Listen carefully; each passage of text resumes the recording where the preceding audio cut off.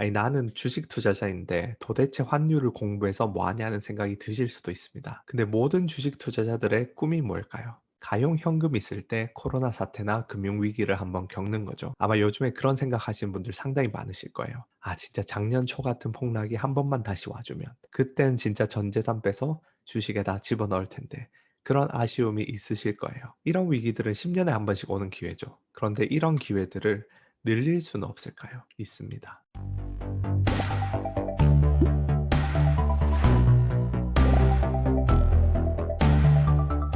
안녕하세요. 월가아재입니다. 요새 꽃가루 알레르기 때문에 눈을 뜨고 있을 수가 없네요.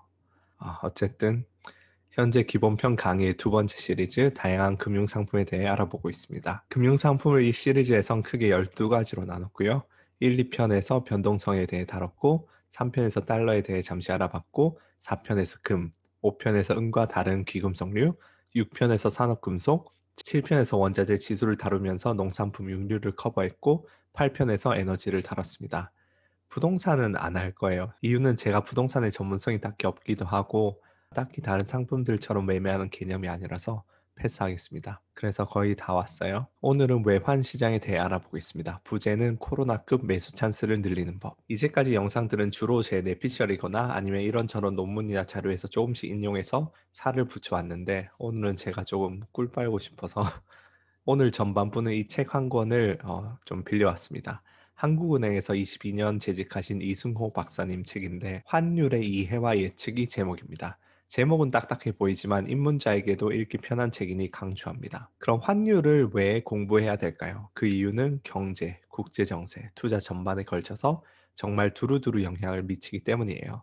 환율에 대한 기본적 이해 없이는 경제든 투자든 완전한 그림을 알 수가 없습니다. 세계에서 가장 중요한 통화로는 대략 이렇게 있습니다. 전 세계 기축 통화인 달러, 그다음 미중 패권 전쟁에서 중요한 역할을 하고 있는 위안화, 유로존의 유로화, 캐리 통화의 대표 주자인 엔화, 원자재 사이클을 따라다니는 호주, 캐나다, 뉴질랜드 달러, 정치 경제적 안정의 척도인 스위스 프랑, 그리고 브렉시트 전후로 잡음이 많은 파운드화. 먼저 투자나 매매 이야기를 하기 전에 전반적인 경제에서 환율은 어떤 영향을 미치는지 개괄적으로 보겠습니다. 자국의 통화 가치가 하락하면 우선 자국의 수출품 가격이 싸지면서 경쟁력이 좋아지고, 반대로 수입품 가격은 비싸지면서 수입 수요는 줄어듭니다. 그 과정에서 무역 수지가 개선되게 되죠. 이건 GDP 증가 및 소비 및 투자 활성화에 기여합니다. 그런데 그와 동시에 수입품 가격이 비싸지는 문제가 생산 원가 상승으로 이어지면서 인플레 압력이 생기게 되고, 실질 구매력이 감소하면서 소비가 감소하는 역효과도 있어요. 그리고 자국 통화 가치가 하락하면 외국 자본을 빌린 것에 대해 이자 내는 부담이 늘어나게 되죠. 그게 자국 통화 가치가 하락했을 때의 영향들이고, 자국 통화 가치가 상승했을 때는 그 반대의 영향을 주겠죠. 이렇게 환율을 처음 접했을 때 많은 분들이 헷갈리시는 이유가, 환율이 오르면 경제에 좋고 내리면 나쁜 식으로 단순하고 깔끔하게 떨어지는 관계가 아니라, 어느 방향이든 좋은 점도 있고 나쁜 점도 있다는 것이 복잡하게 만드는 것 같습니다. 그러면 이 환율은 어떤 요인 때문에 변동할까요? 초장기적으로는 국가의 생산성, 경제 성장 및 구조, 기축통화 여부, 이런 요소들의 영향을 받습니다. 장기적으로는 인플레이션 및 구매력, 중기적으로는 경상수지, 외채 수준, 자본이동, 재정정책, 통화정책, 단기적으로는 위험 선호도, 테크니컬 요인, 정부 개입 등으로 움직입니다. 그래서 외환 투자나 매매를 하시려면 일반적으로 장기적인 큰 그림부터 보시면서 조금씩 좁혀서 중기 요인, 단기 요인으로 자세히 파악하시는 것을 추천드립니다. 물론 이런 장기인지 중기인지 이런 것들은 좀 선이 애매모호하긴 합니다. 그러면 이런 요인들에 대해 조금만 더 자세히 알아보겠습니다. 먼저 환율 변동의 장기 요인 중 하나는 구매력입니다. 환율이라는 건 결국 국가 화폐 간의 교환 비율이거든요. 테슬라 차 한 대가 한국에선 3천만 원이고 미국에선 3만 달러면 1달러가 1,000원이어야 공평한 거죠. 그게 아니라 1달러가 2,000원이라면 테슬라를 한국에서 3천만 원 주고 산 후에 미국에 가져가서 팔아서 3만 달러를 벌고, 달러당 2,000원으로 환전하면 6천만 원이 남죠. 차익 거래가 가능해집니다. 그리고 이런 차익 거래가 이루어지면 달러를 원화로 환전하는 수요가 많아지면서 달러 가치가 2,000원에서 자연스럽게 1,000원을 향해 가게 됩니다. 이걸 Purchasing Power Parity, PPP라고도 합니다.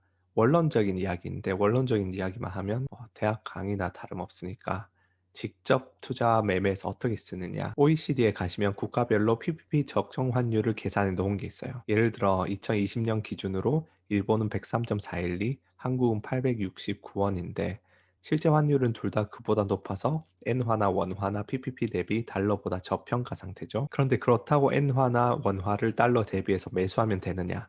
그건 아니에요. 왜냐하면 이 PPP 표를 실제로 들어가서 보시면 한국은 PPP 기준 계속해서 저평가 상태입니다. 그냥. 달러의 기축통화 지위 때문도 있고 우린 수출 주도 경제다 보니까 정부가 어느 정도 저평가 기조를 선호하는 부분도 있고 그렇겠죠. 그래서 방금의 PPP는 절대값이에요. 물가 수준 대비해서 환율이 어디가 적정인가인데 엔화나 원화 같은 경우에는 이 기준으로 항상 저평가니까 항상 엔화나 원화 매수하고 있을 수는 없잖아요. 그래서 절대값보다는 변화량을 보는 게 중요합니다. 상대적 PPP는 물가 수준보다는 물가 상승률을 봐요. 다른 국가보다 물가 상승률이 높아지는 국가는 통화 가치가 떨어진다는 거죠. 일반적으로 인플레이션 지수가 4에서 6개월 정도 선행해서 환율보다 빨리 이제 오르락내리락 하는데 직관적으로 생각하시면 됩니다. 베네수엘라처럼 하이퍼 인플레가 일어나게 되면 그 국가 화폐 가치가 똥이 되겠죠. 이 상대적 PPP는 아까 절대적 PPP처럼 잘 정리된 사이트는 못 찾았는데 OECD 사이트에서 인플레 예측감 및 환율 데이터를 제공하니까 엑셀 좀 하시는 분이면 직접 계산하실 수 있을 거예요. 물론 이 PPP라는 개념이 현실에서 완벽히 들어맞지는 않습니다. 교역이 불가능한 상품도 있고 서비스 같은 것은 수입 수출이 불가능하고 또 무역 장벽이나 거래 비용 등이 존재하기 때문에 물가 수준이나 물가 상승률과 환율 변동폭은 언제나 일정 부분 괴리가 있어요. 그 외에 또 아주 중요한 요인은 국제 수지죠. 국제 수지는 결국 무역 관련한 회계 장부라고 보시면 되는데 크게 경상수지, 자본금융계정으로 나눕니다. 경상수지는 무역 관련이고 자본금융계정은 이제 돈이 오가는 금융 관련이라 보시면 돼요. 흔히 무역에서 흑자를 낸다, 적자를 낸다 하잖아요. 수출 기업이 흑자를 내면 외환을 벌어들이게 되고 그걸 국내에서 우리나라 돈으로 환전을 하게 되면 외환을 팔면서 자국 화폐를 사게 되죠. 그러면서 자국 통화 가치를 상승시킵니다. 수입은 정반대겠죠? 그런데 여기서 경상수지와 자본금융 계정을 다 합쳐서 계산하시면 안 돼요. 복식부기 원칙이라고 해서 일반적으로 한 파트에서 플러스면 다른 파트에서는 마이너스가 됩니다. 예를 들어서 외국인이 국내 투자를 해요. 그러면 증권 투자 수지가 플러스가 되는데 동시에 국내 은행의 외화 자산이 늘어나면서 기타 투자 수지가 마이너스가 됩니다. 뭐 이런 식으로 되기 때문에 환율에 미치는 영향은 굵직하게 더해서 생각하시면 안 되고 항목별로 취급을 해야 됩니다. 그리고 중요한 것은 국제 수지 자체가 환율에 직접 영향을 주는 게 아니라 은행이라는 매개체를 통해 환율에 영향을 줘요. 외환은 은행 간 시장에서 거래되기 때문에 다시 말해서 수출 기업이 외환을 벌어들여도 거래은행에서 그 외환을 쥐고 있으면 환율 변동은 없는 거죠. 이런 괴리는 은행 내에서 외화 예금이 변동한다든지 아니면 환해지 거래를 한다든지 할 때 생겨나기도 하고 아니면 벌어들인 외환 같은 게 중앙은행 외환 보유액에 귀속될 때는 또 외환 시장에서 환율에 영향을 주지 않게 되겠죠. 그런 면에서 외채 수준과 외환 보유고도 중요한 요인입니다. 자본의 이동과 관련이 있는데요. 경상수지가 지속적으로 마이너스일 경우에는 외환을 쓰기만 하니까 바닥나면 이걸 빌려야 되잖아요. 그렇게 외환으로 된 부채, 즉 외채가 계속 늘어나서 GDP 대비해서 너무 많아지면 이제 외국에서도 빌려주기가 불안해지겠죠.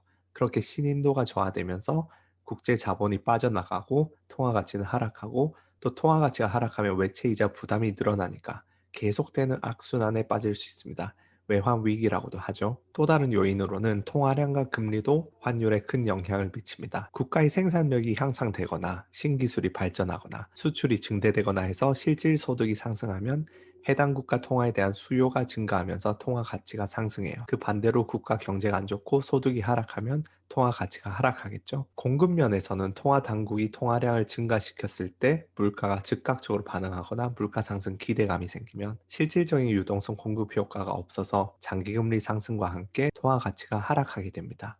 근데 금리 상승은 통화 가치 상승이 아닌가 싶기도 하시겠죠? 이게 또 두 가지 측면이 있어요. 국제 수지 면에서는 금리가 상승하면 해당 국가에 투자하는 매력도가 상승하면서 자본이 유입되고 그러면서 통화 가치가 상승하죠.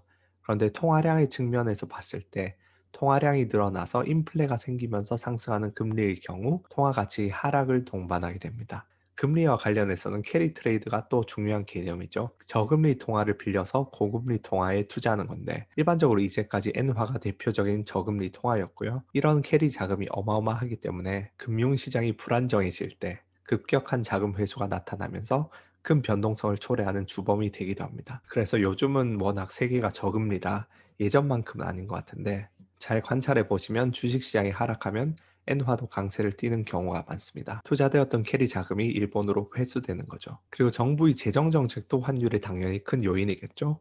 그런데 재정 지출을 증가시키는 것도 양방향으로 영향을 줘요. 재정 지출이 GDP를 증가시키고 이로 인해 실질 소득이 늘어나고 수입 수요가 증가하게 되면 통화 가치 하락을 부르게 되고요. 반면에 재정 지출을 국채 발행으로 충당하면서 공급이 늘어나면 국채 금리가 상승하고 높아진 금리를 본 외국 자본이 유입되면서 통화 가치가 상승하는 효과도 있습니다. 물론 외국 자본 유입은 해당 국가가 어느 정도 신인도가 있을 때만이에요. 베네수엘라 같은 국가에서 재정 적자 높아서 국채 금리 많이 준다고 자금이 거기로 흘러 들어가진 않겠죠. 그러면 이 두 요인 중에서 어느 쪽이 더 단기적으로 영향이 큰지는 자본 이동성이 주요 요인으로 작용해요. 자본 이동성이 높고 자유로운 국가의 경우 통화 가치 상승 압력이 높습니다. 그런데 이건 죄다 단기적으로 본 것이고요. 장기적으로 보면 결국 재정 지출 확대는 통화 가치 하락 요인입니다. 이제까지 중장기적인 요인들을 주로 알아보았는데요. 단기적인 요인들에는 다음과 같은 것들이 있습니다. 기대 환율, 뉴스에 따른 시장의 기대죠. 그리고 주변국 환율과의 동조화, 엔화와 원화가 함께 움직인다던가, 위안화와 함께 움직인다던가, 그리고 여러 관련 시장에서의 주문 흐름, 마지막으로 기술적 분석과 차트, 이런 것들이 단기적으로 많이 환율에 영향을 미칩니다. 여기까지가 아까 이승호 박사님 책 내용이 많으니까 너무 설명이 빨랐다 싶으신 분들은 책을 한번 보시길 권장드립니다. 광고 절대로 아니고요. 정말 좋은 책이라 생각합니다. 자, 그럼 이제까지 환율에 영향을 미치는 다양한 요인들을 살펴봤는데요. 이걸 어떻게 실제 투자나 매매에 활용할까요? 아니, 나는 주식 투자자인데 도대체 환율을 공부해서 뭐 하냐는 생각이 드실 수도 있습니다. 근데 모든 주식 투자자들의 꿈이 뭘까요? 가용 현금 있을 때 코로나 사태나 금융위기를 한번 겪는 거죠. 아마 요즘에 그런 생각하시는 분들 상당히 많으실 거예요. 아, 진짜 작년 초 같은 폭락이 한 번만 다시 와주면 그땐 진짜 전 재산 빼서 주식에다 집어넣을 텐데 그런 아쉬움이 있으실 거예요. 이런 위기들은 10년에 한 번씩 오는 기회죠. 그런데 이런 기회들을 늘릴 수는 없을까요? 있습니다. 하나의 국가를 보면 10년에 한 번이지만 세상에는 수십 개의 국가가 있어요. 그리고 지난 두 번의 위기, 금융위기나 코로나 사태의 특징이 범지구적으로 영향을 미치는 위기였다는 거죠. 그런 위기 때는 미국이든 한국이든 뭐 터키든 죄다 함께 폭락합니다. 그런데 금융위기나 팬데믹 말고 외환위기의 경우에는 국가마다 외환 보유고가 다르고 재정 건전성이 다르고 외채 부담이 다르기 때문에 몇몇 인접 국가가 도미노로 쓰러질 때도 있지만 범지구적으로 모두가 함께 겪는 일은 잘 없어요. 그런 면에서 전 세계 국가들의 외환 위기들을 찾아다니면 코로나 사태 같은 저가 매수 기회들을 계속 찾을 수도 있습니다. 이게 사실 함먼이라 불리는 국제 헤지펀드, 조지 소로스 같은 사람들이 치고 빠지며 이익을 내는 얄미운 방식이기도 하죠. 그런데 요즘은 국가 ETF 같은 것들이 잘 되어 있기 때문에 일반 투자자들도 얼마든지 그 얄미운 짓을 따라할 수 있어요. 최근의 예 중 하나가 터키죠. 왼쪽 차트가 터키 리라하고 오른쪽 차트가 TUR이라고 미국에 상장된 터키 ETF인데 먼저 터키 리라화 차트 보시면 달러 기준이라서 차트가 상승할수록 리라화가 하락하는 거거든요. 이런 국가들이 외환 위기를 겪을 때 해당 국가의 주식 시장에 투자하면 결국 해당 국가 화폐로 환전한 다음 주식을 사게 되잖아요. 그러면 주식 시장도 폭락한 상태라서 주식을 저가 매수하는 효과도 있고 해당 국가 화폐도 폭락한 상태라서 화폐도 저가 매수하는 효과가 더블로 있어요. 이게 정상화될 때 화폐 가치도 회복하고 주식 시장도 회복하면서 이중으로 수익을 얻죠. 제가 볼 때는 지금 터키 시끄러운데 지금 조만간 또 기회가 올 것 같기도 해요. 그렇다고 해서 지금 달려가서 TUR 사시지 마시고요. 언제 이 위기가 끝날지 알 수도 없고 뭐 30%씩 더 폭락할 수도 있기 때문에 지금 사는 건 그리 뭐 좋은 타이밍은 아닌 것 같아요. 뭐 자세히 보진 않았지만. 근데 이렇게 위기 국가에 투자할 때 유의점이 있어요. 그냥 외환 위기가 온 국가라고 해서 냅다 달려가 매수하시면 안 됩니다. 베네수엘라나 칠레 같은 국가가 그런다고 해서 가서 매수하시면 골로 갈 수가 있습니다. 주식이랑 똑같아요. 주식이 폭락했다고 무조건 사진 않죠. 주식에 따라서 그게 저가 매수 찬스일 수도 있고 아니면 진짜 해결이 힘든 문제가 있어서 파산으로 직행할 수도 있습니다. 그래서 위기 국가의 저가 매수를 노릴 때는 먼저 경제 수준이 일정 수준 되는 국가여야 되고요. 두 번째는 GDP 대비 부채가 지나치지 않은 국가여야 돼요. 베네수엘라 같은 데는 350%라서 쳐다도 보시지 마시고요. 마지막으로 기반 산업이 원유 같은 원자재나 1차 산업이 아니고 자체적인 수출 여력이 있고 어느 정도 기술력을 갖춘 국가여야 돼요. 우리나라 같은 케이스가 사실 딱 이 조건을 만족하죠. 이런 조건을 만족하는 선진국들을 추려보면 그래도 어림잡아 3, 40개는 됩니다.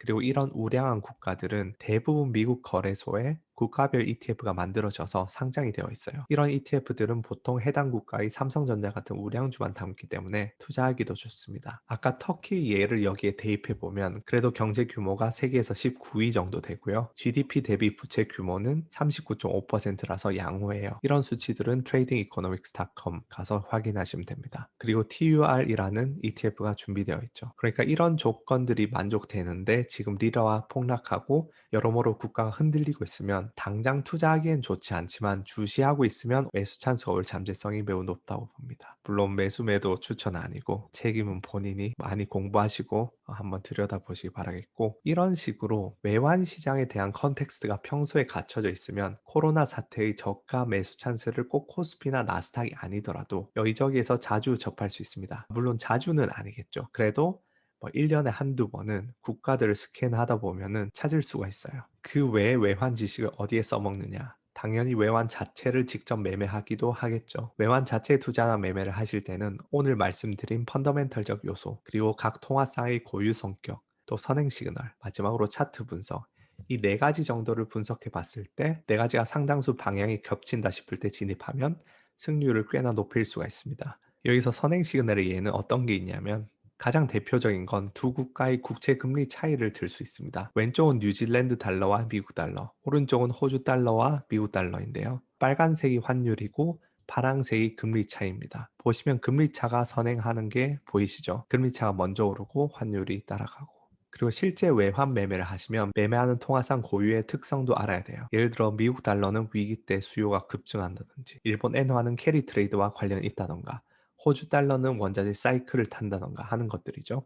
호주 달러 같은 경우를 예로 들면 원자재 사이클을 많이 따라갑니다. 위 차트에서 보라색이랑 금색은 원자재 지수 ETF예요. 지지난 시간에 다뤘었는데 보라색이 GSCI 지수 ETF, 금색이 그 짐 로저스 할아버지 리치 지수 ETF인데, 뭐 지난 10년은 원자재가 그리 선전하지 못했기 때문에 좋은 그래프는 아니지만 자세히 보시면 파란색인 호주 달러가 원자재 지수와 밀접하게 움직이죠. 그런데 호주 달러는 롤오버 비용이 없어서 원자재 투자의 대안이 될 수 있어요. 뭐 그렇다고 호주 달러가 항상 원자재 직접 투자보다 우월한가? 그건 또 아니에요. 상승장이 왔을 때는 언더퍼폼할 수 있습니다. 어쨌든 이런 상품 간의 분석을 인터마켓 어널리시스라고 하는데, 여러 상품 간의 관계를 공부하면서 다각도로 투자 기회를 찾을 수가 있습니다. 또 한 가지 팁을 드리자면, 외환 매매를 할 때 통화쌍을 이용해서 확률적 우위를 겹칠 수 있어요. 무슨 말이냐 하면, 호주 달러와 미국 달러 쌍을 분석해 보니 호주 달러가 상승할 것 같아요.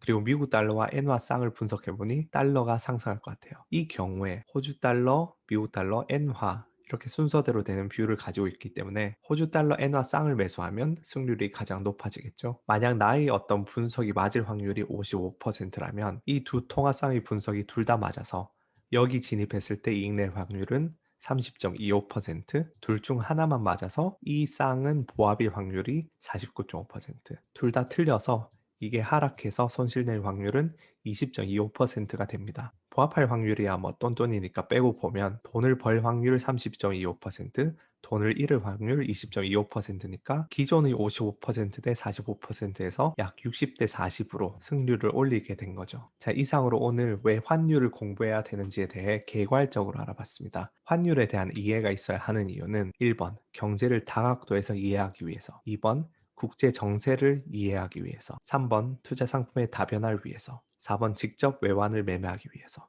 이렇게 있겠고요. 지금 시리즈에서는 다양한 금융 상품을 그냥 개괄적으로 소개해 드리는 영상들이니까 오늘 영상 하나 보시고 뭐 달려가서 FX 마진 계좌 연다든지 터키 ETF 풀 매수한다든지 그런 행동을 하지 마시고 외환에 대한 공부를 시작하는 길잡이로 삼으셨으면 좋겠습니다. 제가 사실은 다음 주에 한국을 가게 되었어요. 그래서 거의 3개월 가량 있으면서 좀 바쁠 것 같은데 그래도 틈틈이 영상 올리도록 하겠습니다. 감사합니다.